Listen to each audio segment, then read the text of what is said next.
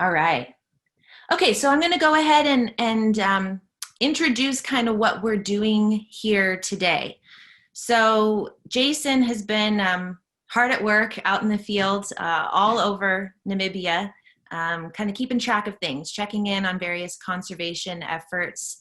Our partners on the ground there are actually filming a wonderful conservation series that I'm probably going to email you guys about after this, where they're actually checking in on most of the locations that you guys have visited on your trips.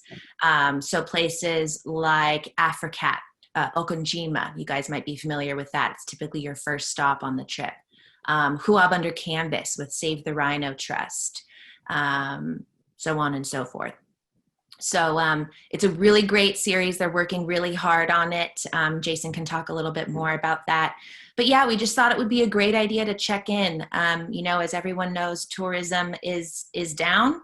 And for a lot of the places that we visit, tourism is not only a big contributor to just people's way of life there, but also the conservation efforts, you know, that your tourism dollars support are really struggling. So we did want to check in with Jason and Flip, if at all possible, and just see what's going on. We do have some updates about some of the movements of the lions, which is great. We also have some updates from Giraffe Conservation Foundation, which we're really excited about.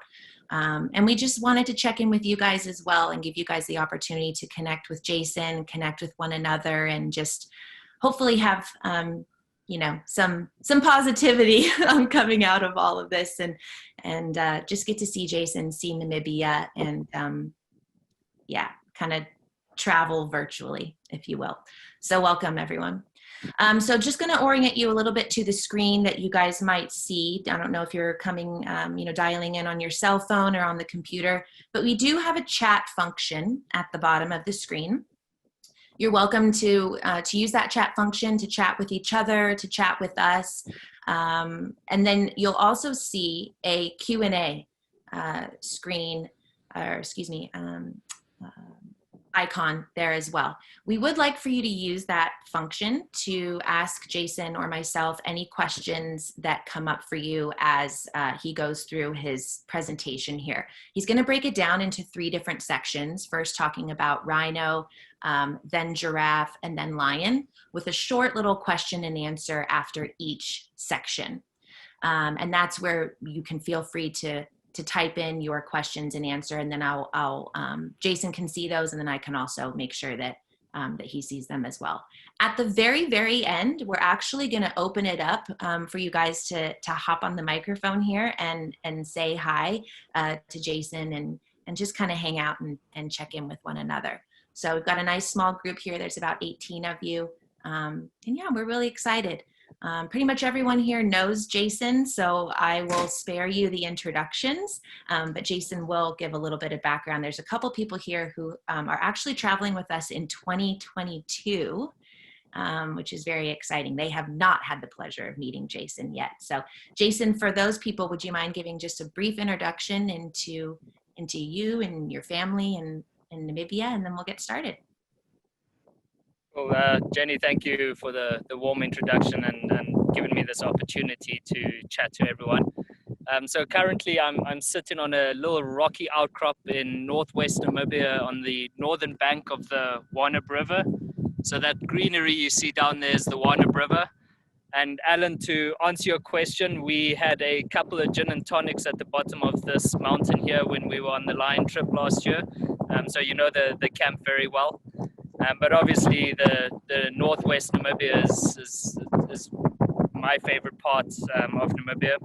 And for those of you that have traveled with me, and for those of you that will be traveling with me, welcome to the heart of Namibia. Just to give you a slight background to myself, I was born and raised Namibian, born into a conservation family where both my parents were working in Etosha National Park until sort of the late 80s. We then moved to the central part where I started schooling, but it was around the same time that my family and I got heavily involved with the desert lion conservation project and what was you know, going on there and what Dr. Stunner was trying to achieve. And, so I spent the majority of my weekends and holidays out in the field, and that's where I learned most of things that come to my aid now as a naturalist guide. So, school went on, and then I finished high school, and I needed to find a way to bring nature and people together because I really enjoyed working with people. And my path took me to tourism. And soon I found myself, working my way up the ranks, but it took me a while to get to the point where I could really run safaris where I personally knew I was having a positive impact with my guests. And it was really due to wilderness travel step into the fore and creating these conservation safaris, first based around the desert lions, and then we moved on to GCF, and then obviously all the support that they've given to rhinos over the years. And it was really then that I found my passion as a guide, where I could lead these conservation safaris and take conscientious travelers around Namibia to see some of these amazing sites, but at the same time have a positive impact while traveling out here. And this is where I'm currently sitting, in one of my love spots in the Northwest. It's where I was born. Well, I'd like to think so. I was actually born in a small little town called Uchu, as some of you may know, but the Northwest is much prettier and a lot less people. And then you guys would have traveled with me or will travel with me. Obviously, as you all know, the COVID issue that's currently around the world is impacting everyone, and as you know, it has impacted tourism quite heavily, and it's a real shame. But we have to stay strong as a community, as tour operators, as travelers, and it is those bonds that will keep the conservation going in areas such as these, as the sun is starting to head behind the mountain, so you're going to lose the glow on my face. But we have to stick together, and over the years, through these conservation safaris and support from wilderness travel, we've had an opportunity to have major impact on the projects we support. And when this hit and we realized tourism wasn't going to be playing a front anymore, we had to take action, and we found ways and means for us to continue making an impact. Because if the world went into lockdown, but conservation could not go into lockdown. If conservation went into lockdown, there would be nothing for you guys to come and see in the future. And it was always a worrying thing. So we've done everything we can to ensure that the conservation is still happening, but at the same time, the story is being told across the world. So that's why I'm currently sitting out here. I'm here as part of the full crew for the COVID Chronicles, and we've really had an amazing opportunity to visit places like Ungava or Kanjima. We did a giraffe translocation with GCF, which I'll go into just now. We've done some amazing stuff at Hua, and then of course we've now ended up at desert lion territory, like Jenny mentioned, and we are following Flip as he does his work and is accomplishing what he's trying to do. Now, on that note, and to answer your one question, I think it was Colleen. So Dr. Stander is currently out with Charlie at the moment. And for those of you that traveled with me last year, the reason that he is with Charlie at the moment is XPL 69, the old lioness that we saw from this location just after the Wilderness Travel Symposium. She had 3 cubs earlier this year, but due to the really bad drought conditions, she struggled to keep them alive. And through that, she drove herself to the brink of death. And it was at that stage when she tried to catch a porcupine. Unfortunately, the porcupine pierced her lung, and she died from that. So it was a natural death. But this has now left Charlie exposed to the elements because she hasn't got her hunting buddy with her. So Flip is currently out with Charlie in the floodplains, sort of to the west of our camp, just monitoring her and making sure she's actually eating and she's surviving. So he sends his regards and apologizes for not making it. But as many of you know that have traveled with Flip, the lions come first, as he always says. So yeah, that's where we are now, northwest Namibia. We are trying to keep ourselves busy, and what I want to do is sort of just give everybody an update on the projects that you would have visited or have visited in the past. And I'm gonna bring up some photos just to show you. So if I can get this to work, share screen. Hey, Jason, while you're doing that, Bill has a question about how you're connecting to this Zoom meeting. Satellite phone or what? Okay. So this is a very, very weird thing for me to be a part of right now. I'm sitting in a place where I normally go to escape connectivity, but because we part of I'm here as part of the film crew with the Kovach Chronicles. We've had some of our partners sponsor us a VSAT trailer, which links to satellite and then gives us a internet line, which is 20 megs download and 4 megs upload. I assume that's pretty fast if you can all hear me and see me. So, you know, it's pretty cool to be out here and be able to connect with you all and share our story, which is exciting and different, but could possibly be the future of travel out in these remote areas. Is that good? Good. Alrighty. Okay, so for those of you with me and on the wilderness travel trips, we've stayed at Kovach under canvas, sort of in the middle of our journey, where we go out with the rhino ranges that are pictured in the screen.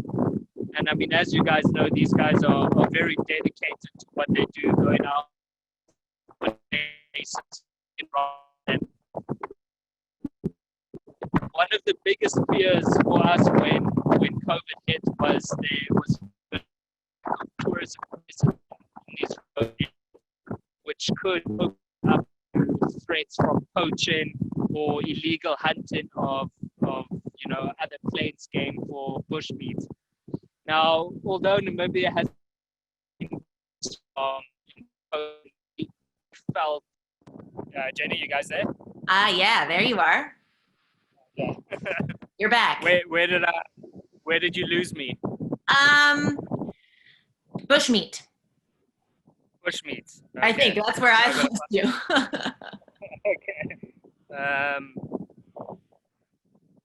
Okay, let me just get my pictures up again. So, like I was saying, there was a threat to poaching, not just for rhinos, but for bushmeat. So we as a company felt it's important for us to have our presence in these areas. So what we did is, with our guides being stuck at home, we gave them each an opportunity to go and spend 3 weeks in the field with our rangers, honing their tracking skills. But at the same time, they were able to ensure there was a presence in the area. Obviously, this came at a cost to the company, but it was something we were dedicated to. And up until this point, we still have not had any rhino poachers or rhinos poached in our been putting in. And at the same time, they needed equipment, and we've applied for some funding to get these guys GPS trackers and extra radios, because what has happened is we ensured that they intensified their monitoring. So instead of going out once a day, these guys are now going out in the morning and in the afternoon to ensure that there's nothing that happens to those rhinos. As you guys know, we have a small population of rhinos, and if we were to lose these rhinos during this period, it would have an even larger impact on tourism for that conservancy, than COVID currently is having now. So we found it important, and we have now made sure that we do not lose any rhino in this area. So what we've got here is we've got some of pictures of the rhinos in the area. Excuse the quality, they were taken with my cell phone a couple of weeks back. But what I wanted to show you is that even during this drought period, the rhinos are looking healthy, and they are surviving and being strong. And we will continue monitoring them. I think this little guy is Matenga, who, if any of you saw him, was a bit smaller than he is now. He's starting to become a dominant bull in the area, so it's interesting to see. This is Theopoltina, one of the females in our area. Now, at the beginning of the year, the Ministry of Environment, Forestry and Tourism came into our area with our permission to dehorn the rhinos as a drive to prevent poaching. Unfortunately, she does not like the sound of a helicopter, so she ran away and didn't want any part of that. So that's why she still has her nice long horn, but hopefully we'll get the ministry in there again to remove the horn just to ensure her safety. So this is a little video. I hope it will come across to you guys. And for those of you that were with me last year, Amy, should recognize this little guy. This is Mona, and the little baby behind her is Mark. Now, one of my guests from last year, Charlotte, who unfortunately couldn't join us today, adopted Mark and was meant to come and see him this year when she came out on the lion trip. But unfortunately, due to the circumstances, no travel. But here, healthy, mom is still very protective of her, and so she'll continue watching over Mark. So although we continuing the conservation of rhino in these areas, we had to find a way to continue the support to the conservancies. And one of the ways that we did this is, unfortunately, we don't have tourists, which is a major impact on the economy, but it meant we had an empty camp. So we had the opportunity to bring young children from the local conservancies to spend 5 days at Huab under canvas, where they learned about conservation, where they learned about CBNRM, rhino ranges, desert elephants, and it was something that these guys had never been exposed to before. So for us, it was something really heartwarming that we had this opportunity to take the youth from within the conservancy and show them what their conservation efforts of their parents and their future generations are going to be looking after.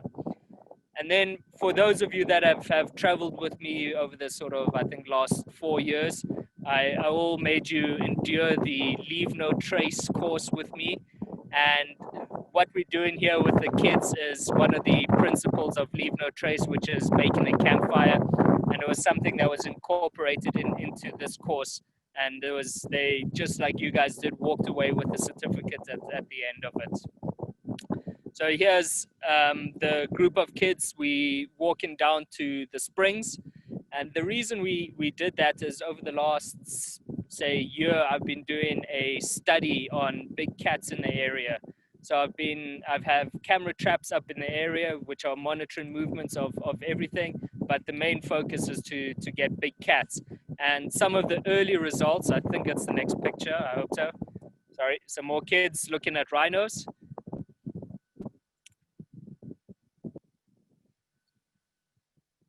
My order is a bit mixed up, I do apologize. But so some of the early results, for those of you that can, if it's popped up on your screen, is we have leopards, and we have identified 3 different leopards about, let's say, 4 miles away from Huab under canvas, which is really, really amazing. And now we're looking at partnering with the university and the Ministry of Environment and Tourism to actually collar these cats and understand their movement within the Huab Conservancy. So there's a picture of a big male should pop up just to show you that there are more than just one.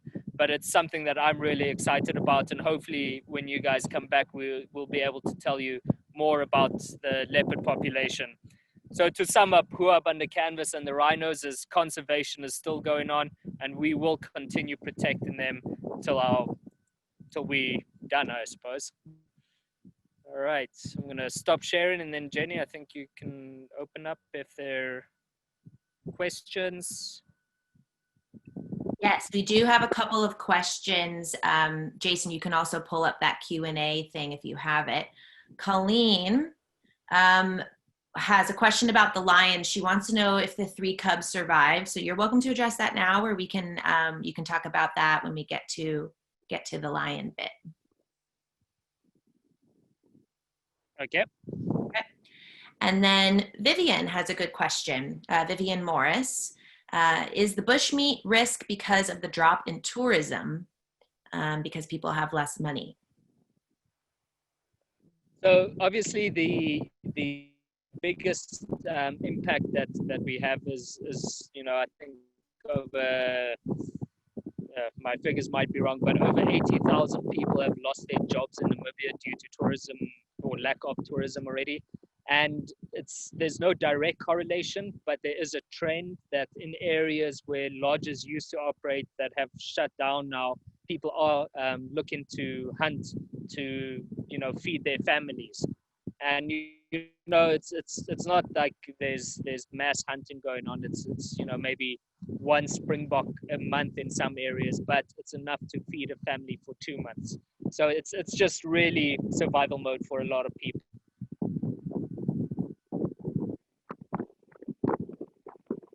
Excuse me. And then Colleen had a question. How long are the mama rhinos protective of their young? So mama rhinos will be protective of their young until they sort of fall pregnant and have the next one. So the young ones are normally with their moms for about 3 years, but they are really protective of them in the first 3 months of life. And then as they get older, they'll always be protective, but they allow the young ones to wander a bit and feed by themselves. Okay, great.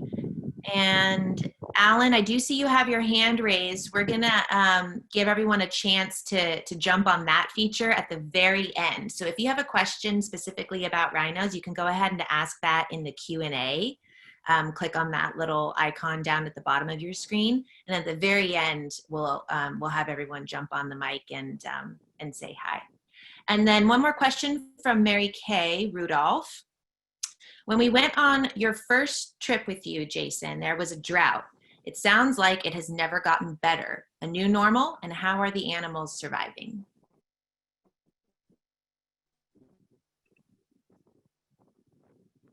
Obviously, one thing we need to keep in mind is that the area that we traverse is a desert.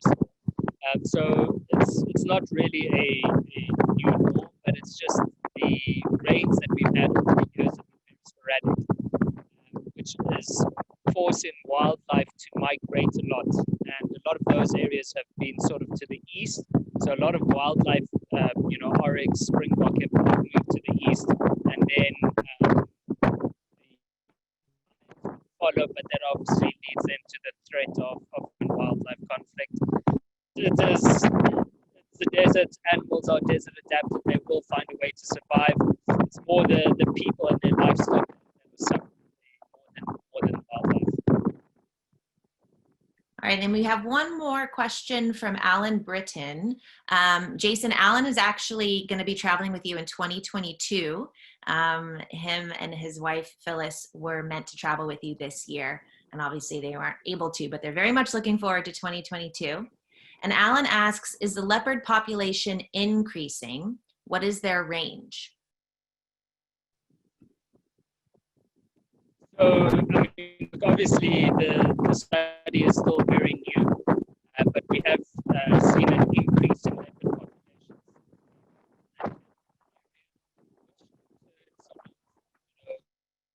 It's a knock-on effect. Jason, you are cutting out a little bit. So I want everyone to know that afterwards, I'm going to keep tabs of all of these questions, and then Jason can also write these out for you guys as well, just in case we continue to lose him. Cool. All right, Jenny, can you hear me? I can hear you now. Okay.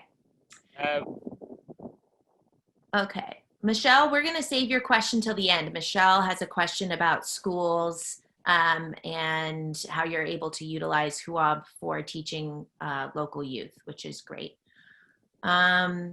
Okay, I think that's it for Rhino questions. And again, we're going to open it up at the end for more questions as well if anything pops into your mind. So Jason, feel free to continue whenever you feel like. Cool. All right, and then obviously one of the trips that we run with Wilderness Travel is the giraffe conservation trip, and that is very giraffe specific. Although we visit rhinos and we talk about all the other conservation, the main focus is on giraffe. And in the past, we would come up to this northwest area where we would go out and we would look for giraffe with GCF, and we would, immobilize them and put a OSI unit on, which will then allow us to collect data. And this work is still continuing with GCF, where they are still Africa. Obviously, the travel's a bit suspended, but they have partners in each of the countries. So that work is still continuing Africa, all over Africa. But here in Namibia, it's been very fascinating. What this has allowed them to do is really focus on, for example, the genetics on giraffe within Namibia. So looking at different farms, different areas, are they all the same flavor giraffe, as Julian says, or are they different species? So it's allowed them to have a better understanding. And at the same time, there was a project, that we had been working on for a while, almost 2 years now with GCF, was the translocation of giraffe from private land to communal conservancies. And when this whole thing hit, we took the decision to continue with the project, even though there were no travelers. We were going to make it happen, and it was going to have an impact on the giraffe population in Damraland. So what I'm going to bring up now is just a quick shot that some of you should recognize, for those of you that traveled with me. Sorry, let me just find my bearings.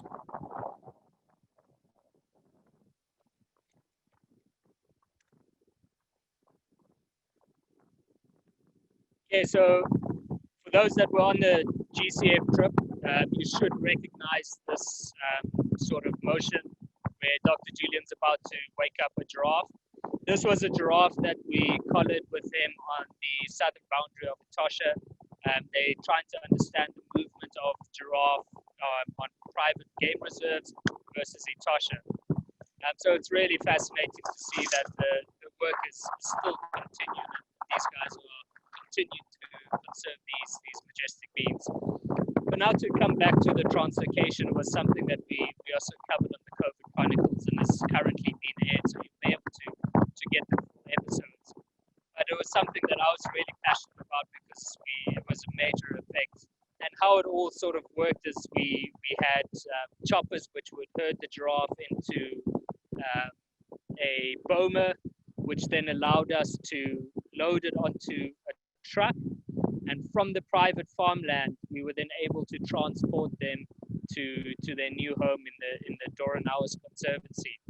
So here you can see some of the giraffe walking into the boma. You'll notice there's a shield behind the back ones, and our aim was to move female giraffe of about 3 to 4 years old, which would allow them to mate with the current males in the area, which would in turn augment the population in the Doranaus Conservancy. This is just a really nice shot of an eye giraffe. For those of you that got close to them with me, this is always a fun memory of how large their eyes actually are versus ours. So while we were capturing these 14 giraffe that we translocated, we decided to put 2 OSI units to the giraffe, two females, one which I was lucky enough to name Ophelia. And then when we release them, it would allow us to monitor them for at least 2 years to ensure that their movement and what their new home is treating them like. And then we will then be able to, from our camp, be able to continue monitoring with our guests, going out to ID separate giraffe, which will bring a whole different side to tourism in the Dumberland area. So this is Ophelia, and you can see her. She's got a little Aussie unit. And for those of you that recognize the big purple thing in the background, that's Brandberg Mountain, the tallest mountain in Namibia, which a lot of you would have seen when you traveled with me. But that's her in her new home. So this is the GCF team after a successful translocation and monitoring. Got Julian and his family, the two girls from GCF, and then a couple of the guys from the Kovach Chronicles, which is always exciting to see. And this is what conservation is really about, is partnership between private entity, the donors themselves, conservancies on the ground, and it's just was fascinating to see this project finally come to fruition. So what you see on your screen now is a tracking app that all our guides will download, and we can actually now track the giraffe and their movement and see where they are moving within our conservancy. And we'll be able to take our guests directly to them and tell them this whole story, which is going to be a really, really interesting part. But using this app, we'll be able to understand how they utilize the home range, and if we need, and it will tell GCF if we need to bring more in or if the population is sufficient at the moment. So the video that I am going to show you shortly, it's a very short one, but it was a moment, probably a highlight of mine this year, where I was able to witness the release of these gentle giants making their way to Dumberland.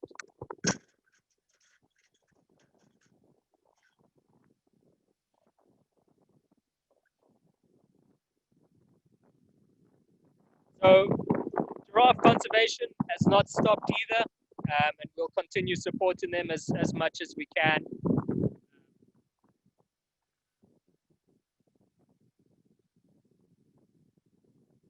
Yep. All right.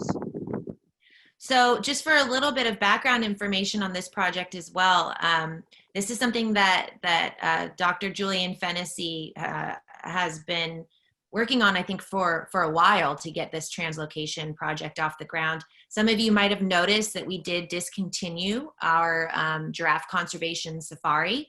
That's basically because the first stage of the research project, which was actually the satellite tagging of the giraffe, had pretty much come to a close. I know that you guys were able to put some tags on a few more giraffe here, but basically what we're looking forward to hopefully in 2022 is actually a translocation trip. So one of the great things about this project that Jason and Julian just undertook is it was kind of a practice run for us to be able to run a trip like this for you guys in Namibia starting in 2022, a giraffe translocation trip.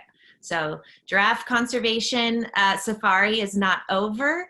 Still a lot of work to do in Namibia. We'll get you guys involved again as soon as we can, and it'll be hopefully this translocation trip. So very excited. Okay, so some questions here. Mary Kay says, do we have to worry that poachers can hack into location via conservation tags and devices to aid them in finding animals? That's a really good question, Mary Kay. It's actually kind of complicated. Very good question. Jason. Jenny, let me try and give a simple answer. So you will find that, animals that have a high threat of poaching, especially the sort of really targeted ones like elephant and rhino, we won't be putting GPS tags on it. But regardless of which animal you put on, we need to understand their movement and their behavior and how they utilize their home range to be able to protect them. So it is a bit of a risk that we take even with giraffe or with lion.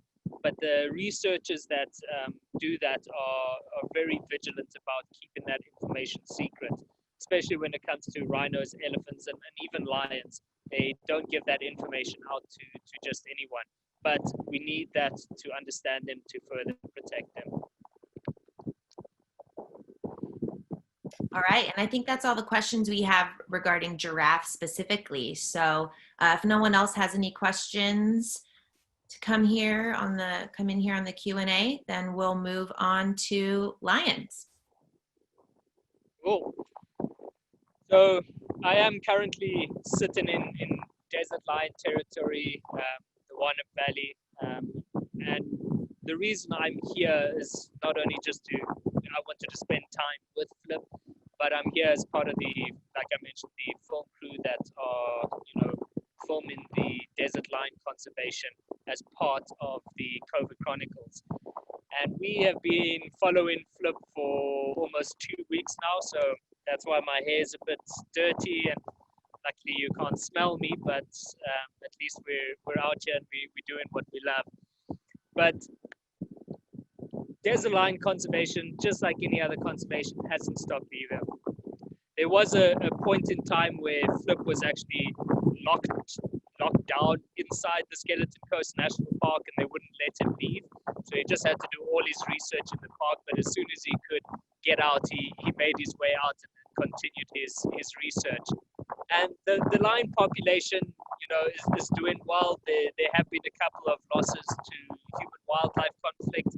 Unfortunately, that's a reality through drought periods like that. And we've had the one natural death of 69 due to, like I explained earlier. But what was really, really fascinating to see is we had the opportunity to collar 2 lionesses in the Kovach River about maybe a week ago.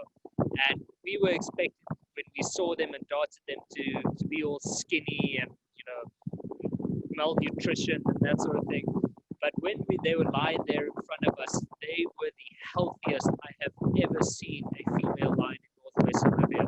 So even through these tough times, it really gives us hope that, if they can survive out here, we can make it through.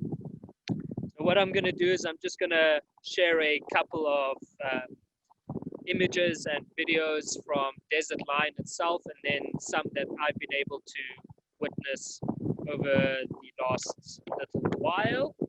Let me just get them up.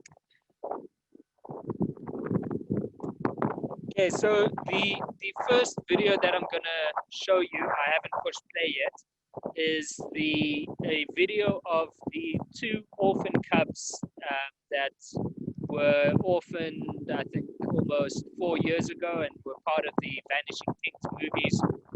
For those of you that were there for the collaring of Charlie, she's the 3rd orphan cub, and these 2 are the 2 lions that are hunting seals on the coast and surviving of seals and cormorants, and are actually going to be featured in the new BBC Planet Earth documentary, I think in the next year or so, which is really, really fascinating and a great step forward for desert lion conservation in Namibia and around the world.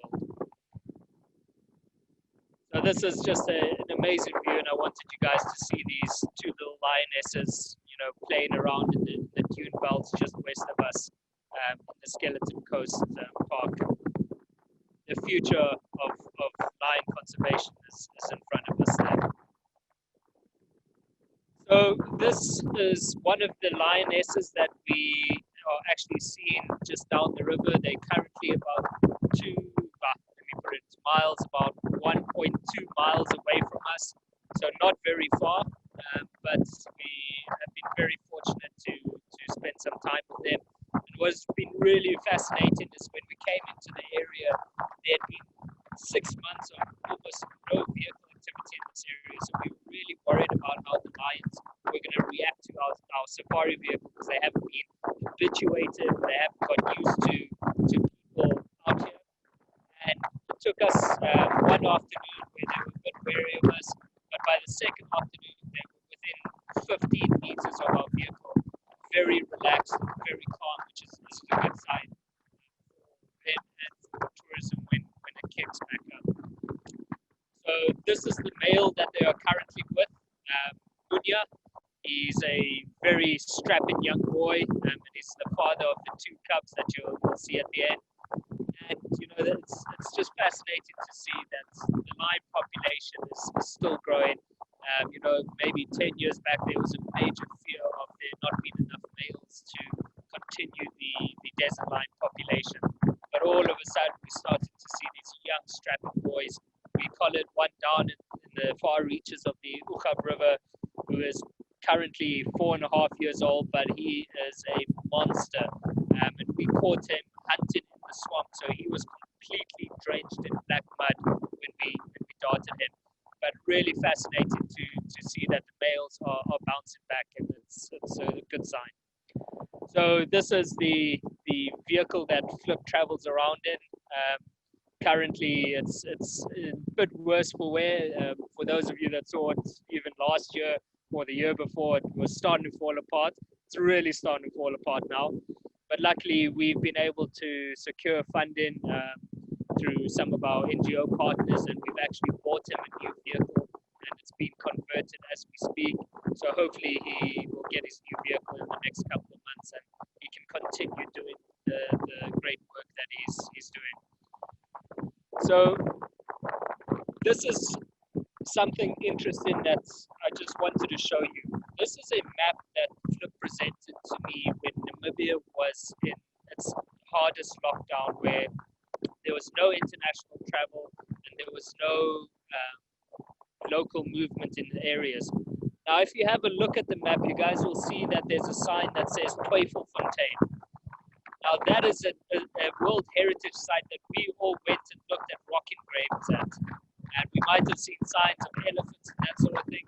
But the lions have actually moved into that area, and they killed the oryx right behind the Twyfelfontein office. So it's interesting to see that they are willing to move into areas, but at the same time, tourism is a driving force that's protecting them. So it's a bit of a catch-22. Obviously they'd like to reclaim their land and expand their territories, but we need tourism to keep them alive, as the tourism gives them a value within the local communities. When it comes to human-wildlife conflict, it's those communities that are going to protect them in the end. So over the last 2 weeks, we've been tracking lions and collaring them. So this is me doing my tracking skills, trying to find some females in the Huab River, which we finally found, and we're really excited to see. But the cool thing is we were joined, by Dr. Stando, who was helping us trying to find the lions, and we were trying to help him find the lions so he could recolor them. And the main goal of it all was to recolor them with early warning collars. It's a development that Dr. Stando, with the support of Ministry of Environment and Tourism, has developed over the last year, where in these local communities, in these hotspots, they put up collars, and any lion that's wearing these collars, when they come close to it, the villagers and Dr. Stando and his team are reported so they can react and mitigate any human-wildlife conflict. Now, the Human-Wildlife Conflict Rapid Response Team, which has been supported by Wilderness Travel, I do need to make a note. We will get a new sticker for the vehicle. It's looking a bit worse for wear. But I just wanted to show you that this team is out in the field currently through these times, and they are doing everything that they can to mitigate any human-wildlife conflict. So it's ongoing. Conservation doesn't stop, and these guys are at the forefront. So this is just a behind-the-scenes interview that we did with Flip in his office, as he calls it. And we actually got him to speak to us for almost 4 hours on camera. And it is some of the most amazing and knowledgeable stuff that will be coming out in the Kovach Chronicles, and really speaks to the work that he's doing. So keep an eye out for that when it comes out. So to sort of end off my sort of desert lion thing, so this picture or this little video that I'm going to show you are the two females and the cubs that we saw yesterday afternoon out in the open. And I just wanted to share this with you.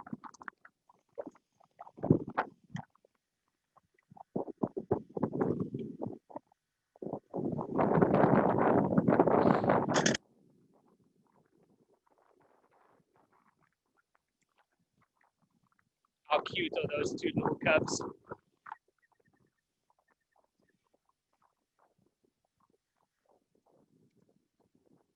Yeah, so that's where I currently am. That's the update on desert conservation. So Jenny, over to questions and answers.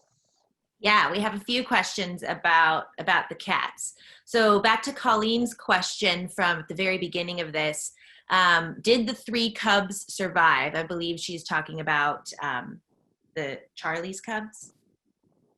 So, Colleen, if you're referring to XPL 69, the lioness who just died, unfortunately she lost them before she could look after herself, and it's something we have seen happen time and time again, and it's just maternal instinct where they drive themselves to go further and further for food, but during that process they're driving themselves to death. They lose their cubs, and then it's very difficult for them to bounce back from it. But Colleen's other question is, have any lions been seen on the coast? So we have some good news. Yes. Colleen, lions have been seen on the coast. So we have the 2 orphans from about 4 years ago that have actually made their way to the coast, surviving on seals and cormorants. What's even more fascinating is that the XPL 67, if I'm not mistaken, known as Love Child, actually gave birth to 3 cubs on the beach, and she raised them feeding seals. And what's so important about this is that Flip sees this as a new food source for the lions, which will take them through serious droughts such as this. Instead of going east to where there are cattle, they can move west to where there are fields to supplement their diet. And then something that Flip's going to be working on too is he has recorded 3 separate leopards hunted seals on the beach as well. So lots of cats on the beach.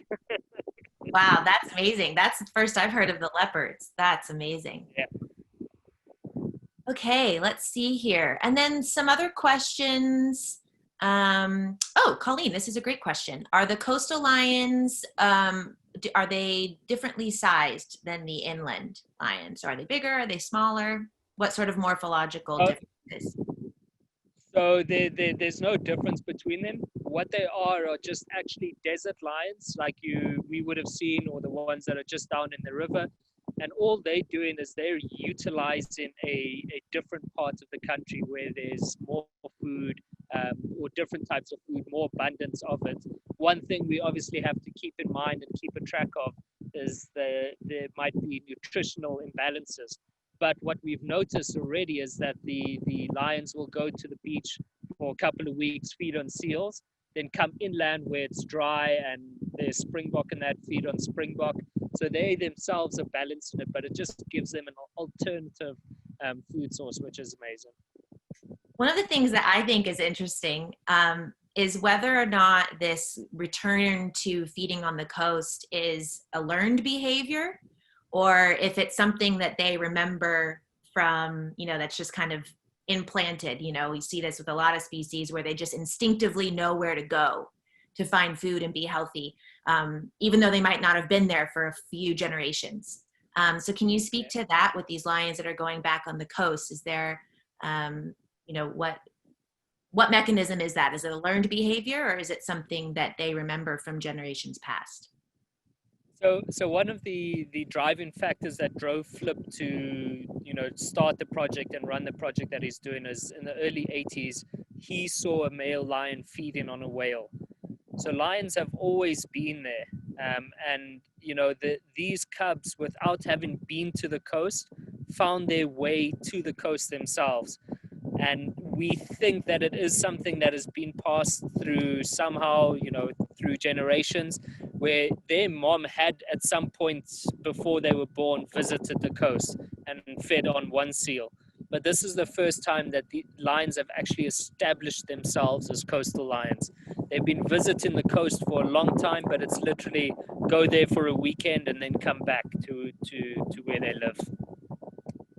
Yeah, it's amazing to see that video of lions romping around in the, you know, in the shore break. It's just it's a really startling image because it's just not something that you see. Okay, let's see here. Colleen asks, where and when will COVID Chronicles come out? It's already out, Colleen. I will send you all a link to that, link to it after this. It's great. Let's see, and Vivian asks, any chance you will take travelers to the coast? Yeah, you know, it's something that I was even hoping to do with Flip now, and you know, we do have a couple of establishments based on the coast, and it's something that will, in time, as you know, Dr. Stunner further develops the Skeleton Coast and the lion tourism there, that will become more readily available. But it's like going to the desert to go and see the wildflowers bloom. You have to be there at the right time, you know, at the right place, because you could arrive there and they moved inland for 3 weeks. So it's one of those things that we'd love to show all our travelers and, you know, be a part of conservation, but it's also a very risky aspect where you get there and no lions. So I'd love to, but let's see how that develops. Another question from Colleen. Any chance Charlie can rejoin her sisters? So what we are going to be doing this weekend is we are hopefully going to be recollaring Charlie with a GPS satellite collar, so that Dr. Stander can monitor her movements. And his ultimate goal is that she rejoins her sisters. Now, what we need to understand is that when, so XPL 69 is the 3 orphans aunt, but she didn't like the cubs. She only took Charlie on and the other 2 disbanded to the coast. When 69 died, Charlie will for 6 to 8 weeks mourn and search for her. So we're hoping that by the end of that period, she will then go and look for her sisters and reunite with it. And that's what we're all hoping for, because then they are going to be a coalition that you don't want to mess with. That's great. All right, I think that's it for the lion questions so far. So let's go back to Michelle and Alan. They typed in some questions. Sure. Michelle says, how wonderful to utilize HUAB for teaching local youth. With COVID, what is the school situation there? Open?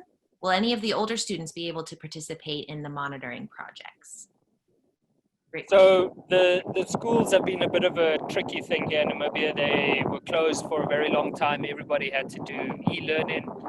Then there was talks of schools opening again, but then many grades have shut down again with the spikes that we've had in Windhoek and in Walvis Bay. So school as a whole has been closed, but we've run 2 of those school groups at HUAB already. We're going to be running another 4 consecutively come mid-August, 2 for private schools from Windhoek, and then 2 more local communities, which is just really fascinating to get them out there and, you know, support conservation, but also teach them about it. Then at the same time, we've opened this to what we call youth groups, which are these slightly older 18 to 24-year-olds who are trying to find their way, and we're hoping that we can sort of curve their minds into working in conservation and ensuring that they have a larger impact once they leave school.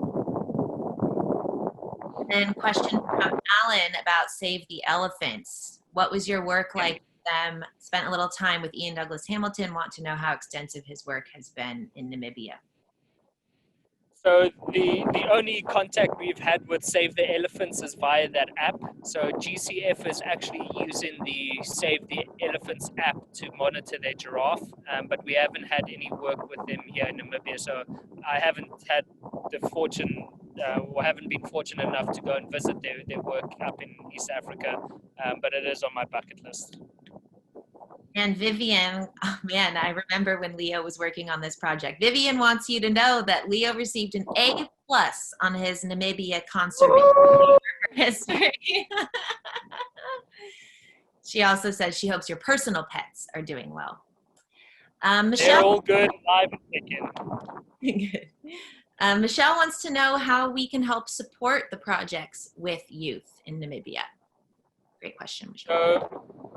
So the projects with youth it's an ultimate safaris initiative, so we've got support from our partners across the board. But obviously, if you want to, you could use either Wilderness Travel or the Conservation Travel Foundation to support those, especially the youth project where we can get more groups from the conservancies into Kovach under canvas and give them that experience that they actually all deserve being part of the conservancies. All right, and then last lion-related question from Linda. She wants to know if Angela is still there. Angela is still alive and kicking. We just don't know where she is. She's gone on a bit of a walkabout, but she is still here. She's somewhere between the Huab and Uchab River. We looked for her, but we couldn't find her. But that's Flip's next mission after he's done with us, is to go and look for Angela. But she's still alive and kicking. All right, well, that's it for the Q&A questions that our guests have written in with Jason. For all of you that would like to hop on the mic here and say hi to Jason, let him hear your voice, you do have a function at the bottom of your screen that allows you to raise your hand. And there are 23 of you, so if you all raise your hand at once, that could be a little bit of an overload, but let's see here. We'll do one at a time. I saw Al. All right, well, that's it, Jason. How great was that? We still got a few Pretty people cool. online. That was really fun. I just want to thank you for doing this. It's pretty amazing that we all know where you are right now, and you've been able to sign on and speak with us today. Yeah, look at that. Oh,